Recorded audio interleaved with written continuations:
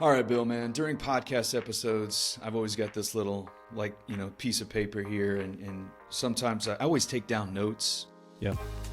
I've covered my page in notes from that conversation. Yeah, this is a situation, Jared. You get three accounts together. It could be a pretty sketchy outcome, but man, what a great conversation. And it is just loaded with take-home, day one implementation, tactical tips about how to avoid fraud. So I think it's a great conversation. People can get a lot out of it. Oh, 100%. I mean, this is, I always talk about meat, right? There's a lot of meat. A lot of meat in this podcast episode, a lot of takeaways. And this is for every single dental practice owner out there. I mean, we're splitting this thing up into 2 episodes, so you got an hour or so of content, but it's exceptional content. I say a must listen for every dental practice owner out there. So you guys are going to really enjoy this conversation with David Harris, CEO of Prospera Dent. You guys enjoy. Welcome to Dental Momentum, the podcast dedicated to lively discussions on business and financial strategies tailored for dental business owners. At Duckett Lad, we're committed to transforming your business journey and supporting you at every stage. Join us as we delve into the keys to long-term practice success, from cutting-edge accounting and strategic tax planning to personalized business strategies. Together, let's propel your dental practice forward with unstoppable momentum. All right, David, appreciate you joining. I will say to the viewers listening in, right, you got me, Bill, CPAs, David, CPA. All I got to say is 3 CPAs, get the coffee, hang on to your seats. It's going to be a wild ride, Hang right? in with us. David, appreciate you jumping on. I just want to jump in and lead off, right? Bill and I, right, we're in the public accounting sector, if you will. Jump in and talk about how you got to where you are today with what you do and help dental practice owners. Well, the story, Jared, believe it or not, starts in 1989.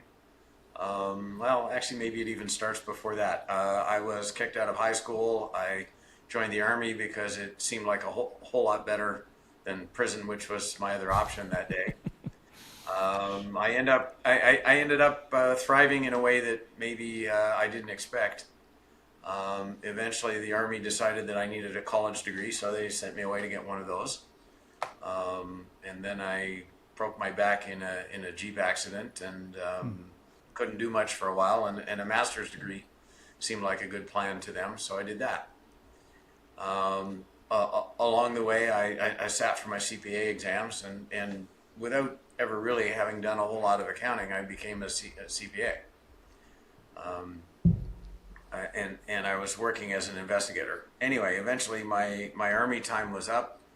I grew my hair long like it is now and became a civilian. Went to work for a bank for a couple of years. I was doing fraud investigation there. And I just got frustrated one day because the bank I worked for, the people there were so stupid, and they just insisted on making the same mistakes over and over again. That brings us to 1989. I quit my job. I moved back to my hometown. I had been there for about 2 weeks and was really starting to get bored. And my phone rang, and it was a guy I'd been in high school with in my quick trip there, because I made it about a couple of weeks into my sophomore year. And he was now a dentist. And he said, "I think my front desk person's stealing from me, and David, I don't have anyone else to call." So I was bored and looking for a diversion, so I said to my friend, "No problem. I'll come to your practice tonight after you close, and we'll get to the bottom of what's going on." So I went to his practice. Now, this was 1989 BC, in other words, before computers. And offices in those days used this old system called pegboard, which was kind of the manual antecedent of practice management software. And in pegboard, the amount each patient owed was written down on a thing called a ledger card, and they used to keep a whole tray of these ledger cards at the front desk. So I got to my friend's practice, and he pushed this tray of ledger cards at me. And I said, "Nah, we're going to do this a little bit differently. Show me where the person you suspect works." So he took me to the suspect's desk, and I started going through the drawers in the desk. And at this point, my friend the dentist is kind of going bug-eyed, like, are you going to get me in some kind of trouble here? Like, aren't I invading her privacy? And I said, well, no, actually, it's your desk. She just works there. Mm-hmm. And you are totally entitled to look in any place in that desk or anywhere else on your premises. Anyway, what I found taped under one of the drawers in the desk was what we call in the trade her cheat book. So when people are stealing, a lot of times they need to keep track of what's real and what's not real in the accounts. And today it's more likely a spreadsheet on somebody's computer, but in 1989 it was a notebook. So I found the notebook, and the whole thing kind of unraveled from there. She'd stolen about $35,000, which was a lot of money in 1989. Today that wouldn't even be significant. So my friend was grateful. He wasn't happy, but he was grateful. And he asked me for one more favor. He said, could you come back in the morning to help me fire her, because I don't want to do that by myself. Okay, I'll be bored tomorrow too. Sure, I'll come back. So I came back the next morning. We fired this person. It was all done in about 8 minutes. My friend the dentist promised to buy me dinner that I'll point out I'm still waiting for. And I just kind of shrugged my shoulders and walked away.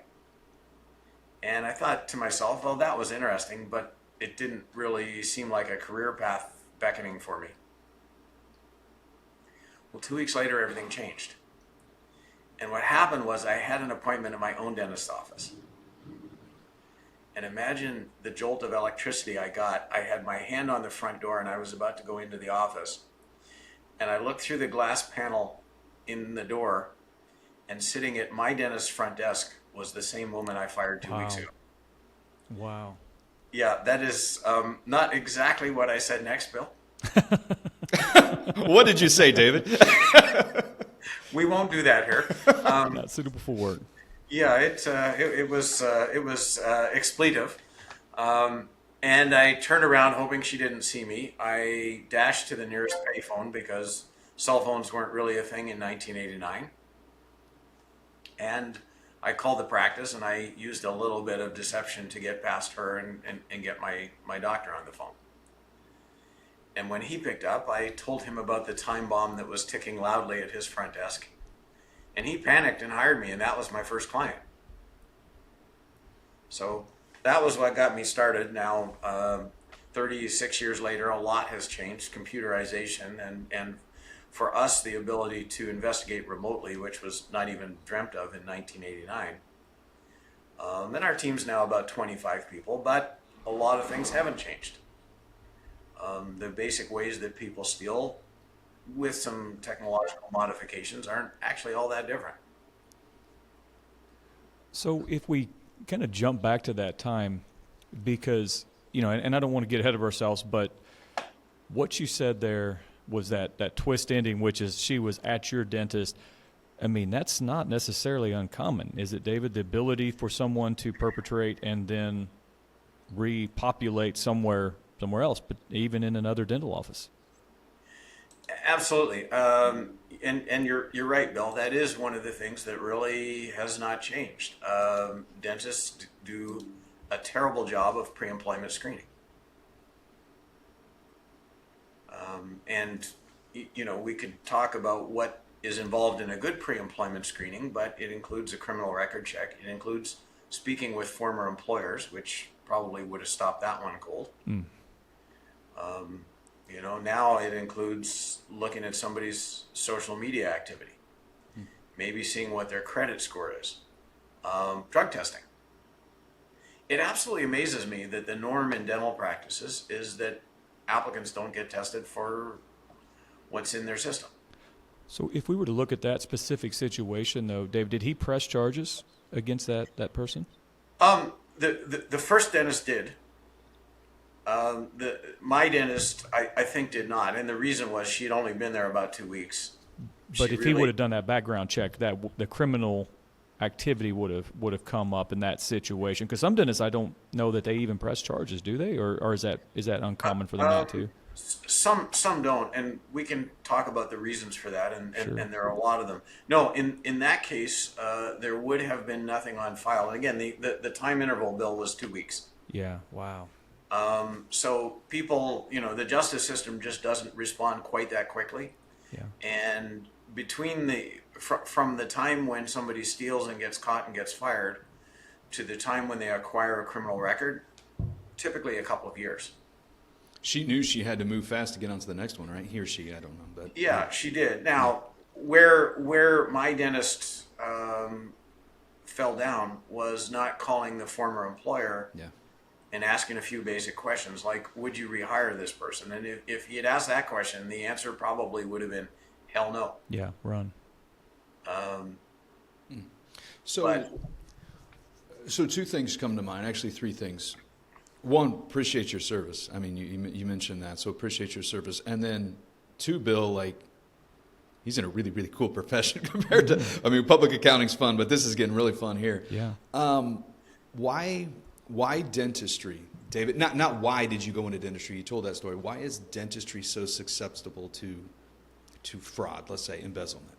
I think there are a couple of reasons, Jared. And, the first thing I'll say, which is no surprise to either of you or probably anybody in the audience, I know very few people who chose dentistry as their career because they really wanted to be business owners.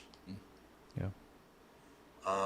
I wrote a book about embezzlement a couple of years ago, and I called it Healers versus Stealers, which I thought captured this problem really nicely because most of the people I've met in dentistry, and like you guys, I've met tens of thousands of dentists over the years. They were clinicians first, and business owners a very distant second.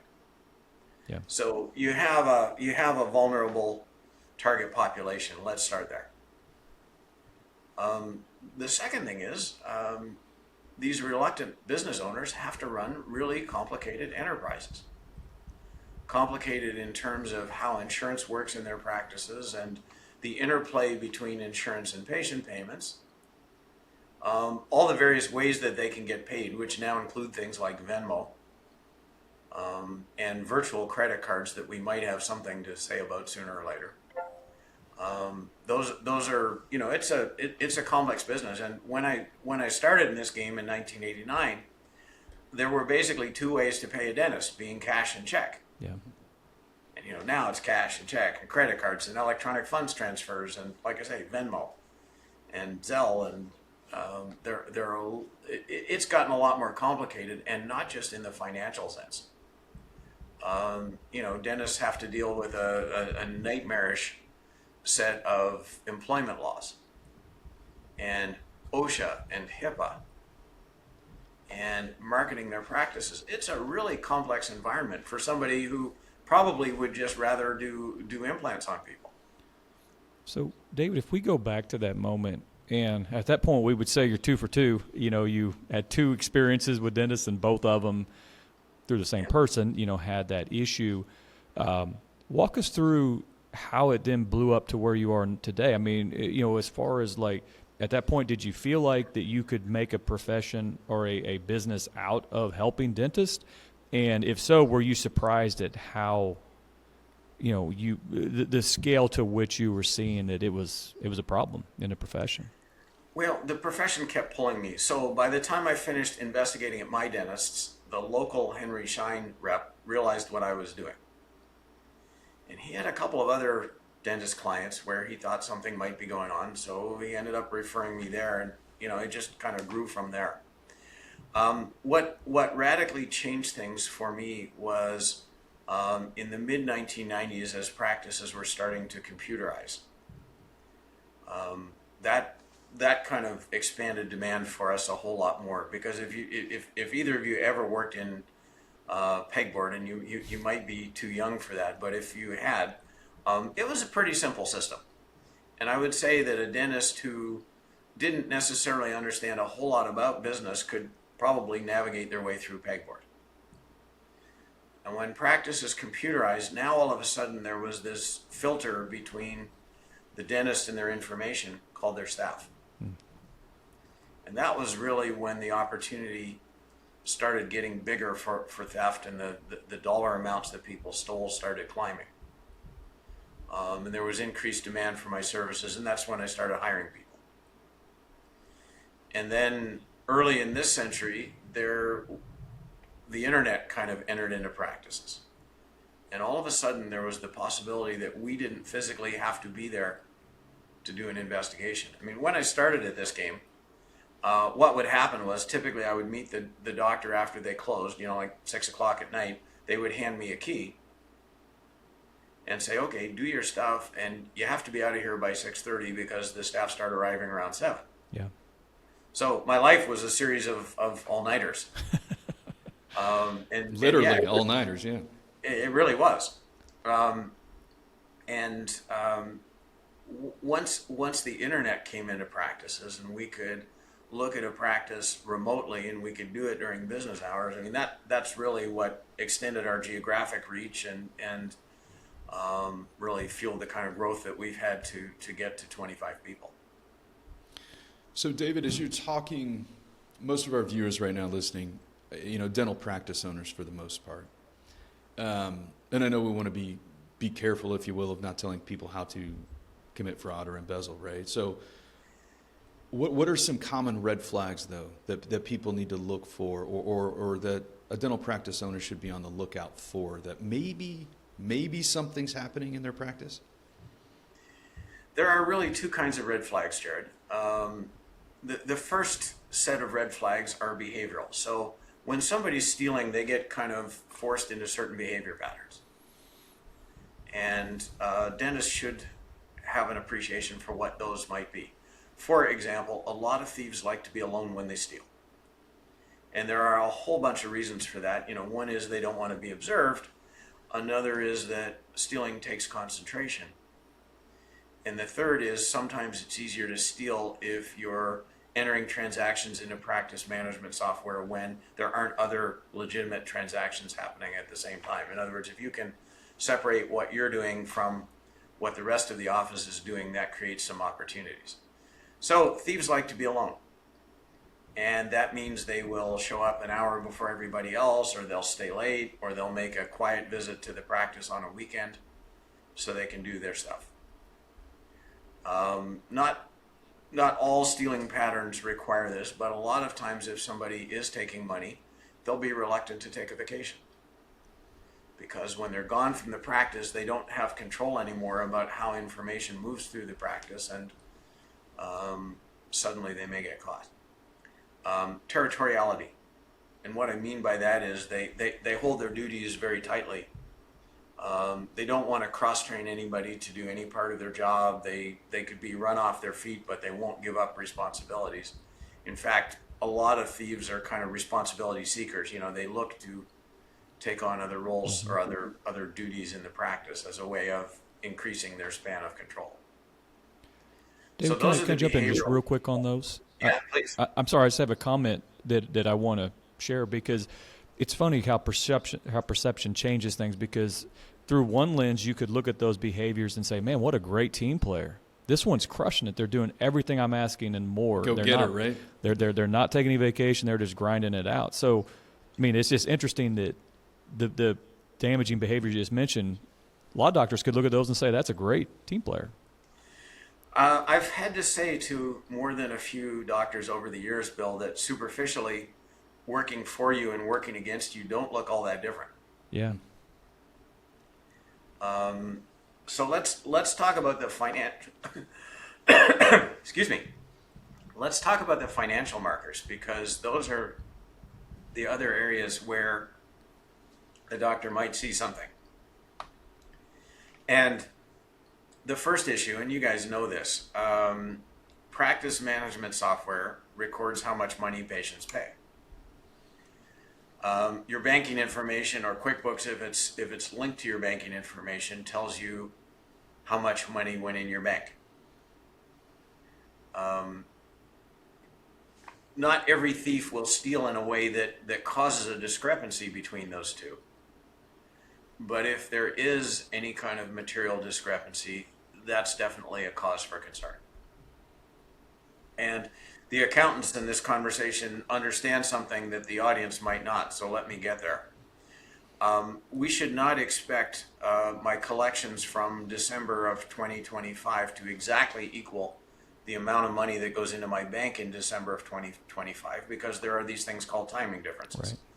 And for the audience's benefit, the classic timing difference is the patient who comes in on the last day of the month and pays a bill by credit card.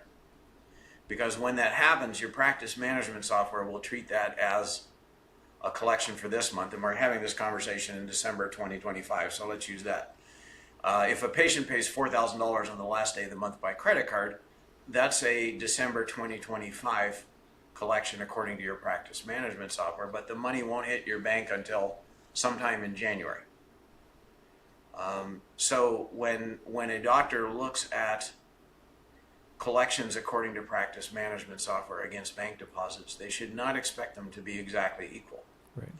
What they should expect is that when they look at these over time, there's no discernible pattern. So using that $4,000 credit card payment for an example, and if that was the only timing difference in December, let's keep a really simple illustration here, then collections according to software will be $4,000 greater than bank deposits. However, you're going to start January with what the accountants would call a reversion, when there's a $4,000 deposit that goes into the bank in January and no offsetting transaction in practice management software because the other side happened in December. So what I tell doctors to do with this is do that comparison each month and plot the variance on a graph. And what we should see, guys, is something that kind of looks roughly like a sine wave, where we have some months where collections are greater than deposits, and we have other months where deposits are greater than collections according to practice management software. If you looked at 4 or 5 months, and in all of those 5 months, the variance was in one direction, that's not timing anymore. There's something else happening, and I think if I'm a dentist, I need to know what it is. So if we can kind of jump in on occasion and ask you questions there, David, as accountants, we're kind of geeking out on this stuff. Do you feel that there's an ability to look at a discrepancy from a percentage standpoint and feel like it is more likely to be just a timing difference, or is it really a case by case, look at the amount, look at what you comprise? How granular should you get, or should a doctor get on that? I would say, again, rather than trying to decide if a specific amount is a timing difference or not, which is kind of a dangerous activity, what I want a doctor to do is look at the trend over time. Yeah. Because this month's variance in one direction, if it's timing, should translate into a variance in the opposite direction next month. Yeah. If that doesn't happen, and as I say, Bill, if you're looking at 4 months or 5 months in a row, and in every single one of those months, your software said you collected more than went into your bank, now we know that's not timing. It's a trend line, yeah. There's something else going on there. So that's kind of a monthly cadence or a monthly process. David, what do you recommend? I'm getting granular here, but like on a daily basis, what does that look like? Or your recommended procedure there? Great question. What I tell dentists, Jared, is there are some things that you should look at on a daily basis. In other words, from your end of day report. But trying to match collections versus deposits daily, I think, is a really inefficient activity.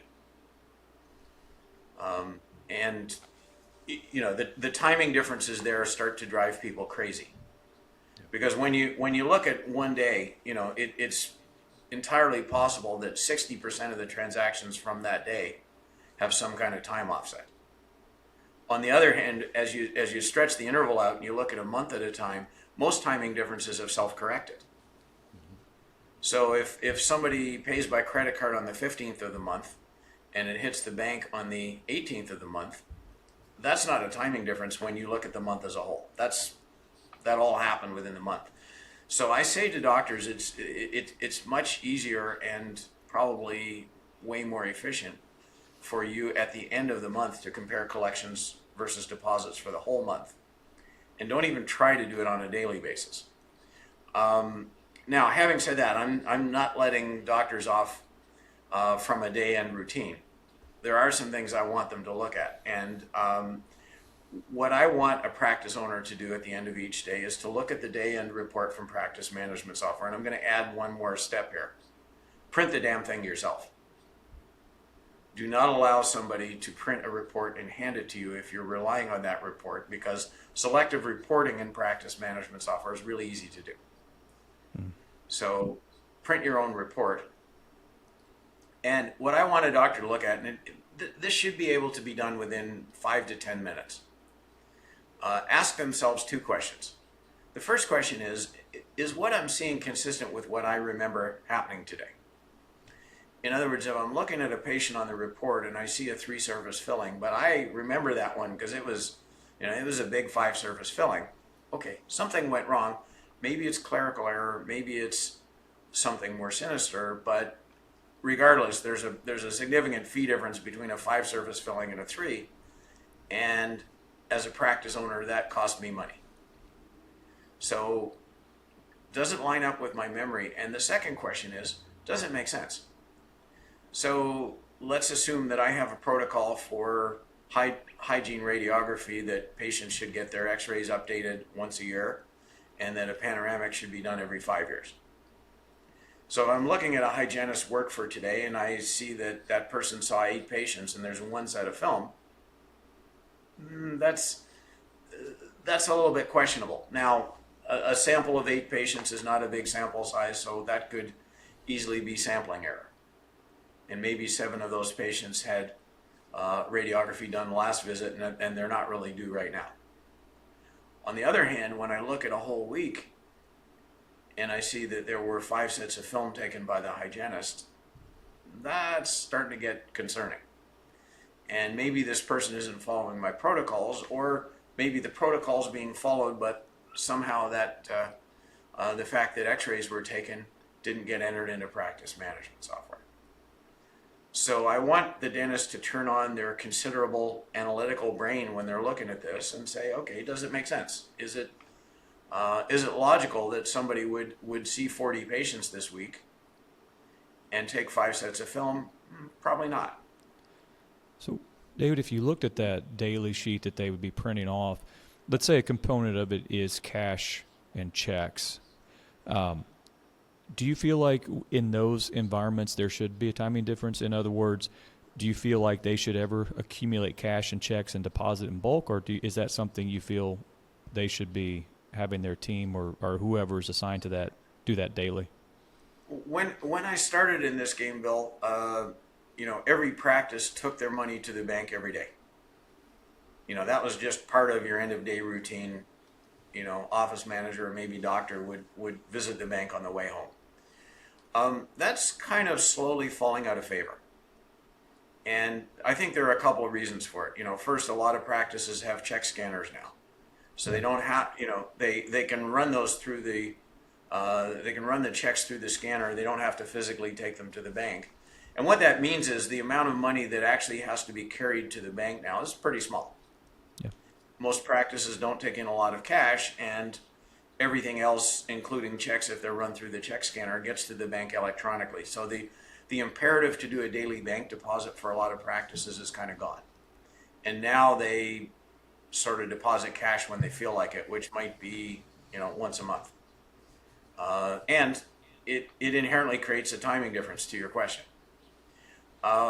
What I tell practice owners, though, is probably to me once a week would be the minimum that I'd be happy with in terms of frequency of bank deposits. And what I tell them is, and when you make the deposit, keep each day's collections intact as a separate deposit. In other words, if you go to the bank on Thursdays, there should be a Monday deposit, a Tuesday deposit, a Wednesday, and a Thursday as distinct deposits at the bank. And you might drive a bank teller crazy somewhere. As far as I'm concerned, not the dentist's problem. Yeah. Banks make a lot of money off dentists and will almost certainly indulge when you show up and say, here, I need to make 4 deposits. But what I say is keep each day together, because then if there is some kind of discrepancy and you're trying to reconcile it later, it's a whole lot easier to do when, as I say, you have a Monday deposit and a Tuesday and a Wednesday and a Thursday. And I'm assuming keep that in a safe, not just in the top drawer of the desk or up front, right? Or a top drawer of your doctor's desk. Or what's your thoughts on that? Yeah, I would be happier if, what I see in some practices, Jared, is there's a safe with a slot in it and people can put stuff in but not take it out. That's a good way to do it. I guess the amount of control you exert over this really depends on how much of your practice revenue actually comes in cash. I see practices now that will take in less than 1% of their revenue in cash. When I started in this game, 7 or 8% in cash wasn't uncommon, and that's been in long-term decline. And I should mention something that, again, I think the three of us know, but maybe some members of the audience don't. When I start talking to a dentist about embezzlement, inevitably the picture they have is $20 bills being stolen. In other words, they can visualize theft of cash, but how somebody would steal a check with the doctor's name on it, or a credit card payment that should go to the office, or redirect an electronic funds transfer. Those are things that I think a lot of practice owners have a little more trouble picturing. And to be clear, and Jared kind of mentioned this a few minutes ago, I'm not going to go into specifics about how thieves do that, because my role here is to educate practice owners, not the people who want to steal from them. So I'm not going to get specific. What I do want to say, though, is any form of incoming payment is able to be stolen. Yeah. We pretty regularly see checks stolen by thieves. We see credit card tampering of various types. We see electronic funds transfers redirected. Those things all happen.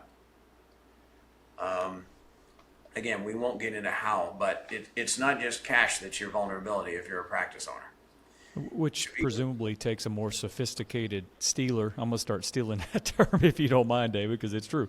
Healers and stealers. Keep rolling on the financial markers, because obviously if you're consistently seeing differences in your PM and QuickBooks, something we monitor, with a lot of our controller level clients and above. What are some other ones that maybe are markers on those other types of payments, or some other way that they're taking money? Yeah, and maybe the easiest way to explain this, Bill, is to start by talking about kind of a thief's decision process. So I wake up this morning, let's say I work for a dentist somewhere and I decide I'm going to steal from them. The first question is, what kind of access do I have? So, for example, am I involved in the payroll process? Do I enter hours into the payroll system? Do I have control over the hourly rates of pay? If I do have that kind of access, I might start thinking about a payroll theft. If I don't, then what I probably do have access to is the flow of incoming funds. In other words, patient payments or insurance payments, so I'm going to steal that way. The next decision point is, do I steal in a way that creates an out of balance situation in practice management software, or do I have to do something more advanced? So if my doctor pays no attention to collections versus deposits, and Duckett Lad may get around to it 10 or 15 months from now, possibly, if I think that activity is going to be kind of deferred, then the easiest way for me to steal is just divert some of the money that comes in. And again, if nobody's looking at it, I'll get away with it for a while. And I may not even realize that this is something the accounting firm might look at eventually. Easy stealing, I don't have to know the software very well. I don't have to be terribly smart. Very average thieves can divert some of the deposit. It gets caught eventually, but that might not be what I'm thinking about. If I think, though, that the doctor is monitoring collections versus deposits, now what I need to do is I need to make the practice management software misrepresent, in other words, understate the amount of money that actually comes in. And I tell that to dentists, and they say, well, that should be impossible. I mean, this is sophisticated software. It's made by big companies. There should be no way to do that. We see that every day. Yeah. Again, I'm not going to give an instruction manual here as to how to do it. What I will say is that most embezzlement of this type involves taking legitimate functions that are put in practice management software for some other reason and abusing them. That's kind of the route that thieves go when they're going that way. So to your question, the mere fact that collections and deposits line up does not mean the doctor's home free. What it means is that the most basic way to steal isn't happening, but there are still lots of open doors. So what does a doctor look at? Well, again, they need to look at their daily report for unusual activity. I'm also going to give one thing that probably most of the audience has never heard before, but is a really effective way to shut down a lot of hijinks in your practice accounts. What I tell doctors to do, and this is part of their month-end routine, is a calculation called articulation. And what happens here is this. At the end of each day, if I'm a practice owner, I print off an end-of-day report, and as I say, print the damn thing yourself. I review the transactions to see if it makes sense, if it's consistent with my memory, if there's anything really weird going on, like maybe cash payments that are entered and deleted or something like that. And then I should put my initials on that report so that I know that that's the exact one that I looked at. And then put that aside and in a safe place, like maybe a locked cabinet in my office. So then at the end of the month, I print a month-end summary, which is just kind of a bigger version of that day-end report, but covers the whole month.